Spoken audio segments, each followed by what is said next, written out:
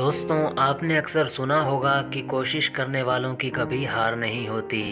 लेकिन ये कहावत इस खिलाड़ी के लिए झूठी साबित हुई, क्योंकि जिस शख्स ने 20 साल तक क्रिकेट खेला हो और एक से बढ़कर एक प्रदर्शन किए हों, उसके बावजूद भी उसे अपने देश की जर्सी पहनने का मौका ना मिले, तो उस व्यक्ति को ऐसी कहावतों से नफरत सी हो जाती है। आज हम एक ऐसे ही खिलाड़ी की बात करने वाले हैं जो अकूत प्रतिभा का तो धनी था, लेकिन लगता है उसके हाथों में वो लकीर ही नहीं थी जो उसे ऊंचाइयों पर पहुंचा सके। इसीलिए उसके हिस्से में सिर्फ एक चीज़ आई और वो था इंतज़ार। अब तक तो आप समझ ही गए होंगे कि हम बात कर रहे हैं अमोल मजूमदार की, जिनका जन्म 11 नवंबर 1974 को सपनों की नगरी मुंबई में हुआ। और बचपन से ही अमोल क्रिकेट से काफ़ी आकर्षित हो गए और बहुत से बच्चों की तरह एक दिन भारतीय टीम में खेलने के सपने देखने लगे। अपने इस सपने को साकार करने के लिए वो पहुंचे क्रिकेट के एक महान कोच रमाकांत आचरेकर के पास और उनसे क्रिकेट की बारीकियां सीखने लगे। आपको यहाँ बताते चलें कि ये वही आचरेकर जी हैं जिन्होंने भारतीय क्रिकेट को सचिन जैसा हीरा तराश कर दिया था। अमोल भी सचिन और विनोद कांबली के साथ क्रिकेट सीखने लगे। फिर आया वो दिन जिस दिन अमोल के जीवन में इंतज़ार का सफ़र शुरू हुआ, जो कभी आगे चलकर ख़त्म ही नहीं हुआ। ये बात है 24 फरवरी 1988 की, जब एक स्कूल टूर्नामेंट के दौरान एक मैच में सचिन तेंदुलकर और विनोद कांबली ने मिलकर 664 रनों की साझेदारी कर डाली। मजूमदार भी इसी टीम की तरफ से खेल रहे थे और सचिन तथा कांबली के बाद अपनी बारी का इंतजार कर रहे थे, लेकिन पूरे दिन कोई विकेट नहीं गिरा, जिसके बाद कप्तान ने 748 के स्कोर पर पारी घोषित कर दी और 13 साल के मजूमदार अपनी बारी का इंतजार ही करते रह गए। इस दौरान सचिन और कांबली का नाम सबकी जुबान पर चढ़ गया और एक साल बाद सचिन तेंदुलकर को भारतीय टीम में जगह भी मिल गई और कांबली का भी डेब्यू कुछ समय बाद हो गया, जबकि अमोल का इंतज़ार अभी भी जारी था। इसी बीच अमोल ने विजय मर्चेंट ट्रॉफी में अंडर 15 की कैटेगरी में खेलते हुए अपने पहले ही मैच में नाबाद 125 रनों की बड़ी पारी खेली।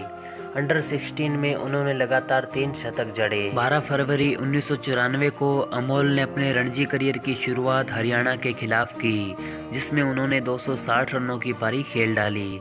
उनके द्वारा खेली गई इस पारी का रिकॉर्ड फर्स्ट क्लास मैचों में 24 साल तक कोई नहीं तोड़ पाया था। अमोल का ये शानदार सफ़र यहीं नहीं रुका। इसी साल यानी 1994 में ही उन्हें इंग्लैंड के दौरे के लिए भारत की अंडर 19 टीम में शामिल किया गया, जहां उनके साथ वीवीएस लक्ष्मण भी थे।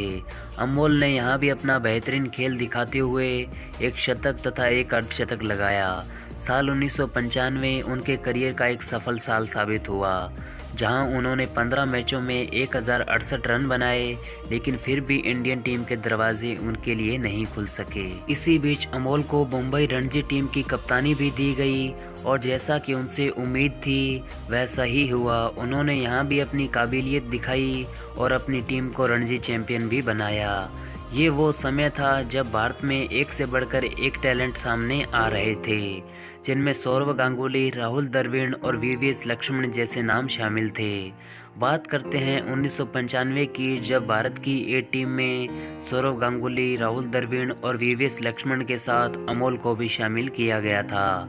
इंग्लैंड के खिलाफ द्रविड़ और लक्ष्मण ने टेस्ट मैचों में खूब रन बनाए, वहीं गांगुली ने वनडे में कमाल का प्रदर्शन किया और अमोल को कुछ खास करने का मौका नहीं मिला।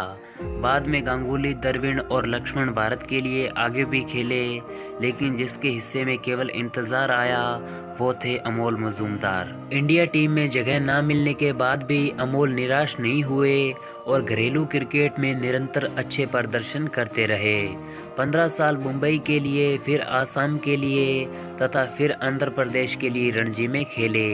एक समय रणजी में सबसे ज़्यादा रन बनाने वाले बल्लेबाज बने, लेकिन कभी भारतीय टीम में जगह नहीं बना पाए और आखिरकार जब इंतज़ार की इंतहा हो गई तो साल 2014 में उन्होंने क्रिकेट के सभी प्रारूपों से संन्यास की घोषणा कर दी। हालांकि इतना कुछ होने के बावजूद भी उन्होंने क्रिकेट से अपना पल्ला नहीं झाड़ा और आगे अंडर 19 और अंडर 23 के खिलाड़ियों को कोचिंग देना शुरू कर दिया। वो नीदरलैंड सहित साउथ अफ्रीका के बैटिंग कोच भी बने। कहते हैं अगर आपको दुनिया में नाम कमाना है और एक अलग पहचान बनानी है तो आपके अंदर कुछ कर गुजरने की चाहत और लगन के साथ साथ किस्मत का होना भी बहुत ज़रूरी है। लेकिन हर कोई ऐसा खुश नसीब नहीं होता कि उसे किस्मत का साथ मिले, और शायद मजूमदार भी एक ऐसे ही खिलाड़ी थे जिससे उनकी किस्मत का साथ नहीं मिला। हिंदी स्टोर उनकी इसी हौसले को सलाम करता है और आगे किसी भी खिलाड़ी को मजूमदार की तरह इंतज़ार ना करना पड़े, इसकी कामना भी करता है। वीडियो को पूरा देखने के लिए आपका तहे दिल से धन्यवाद।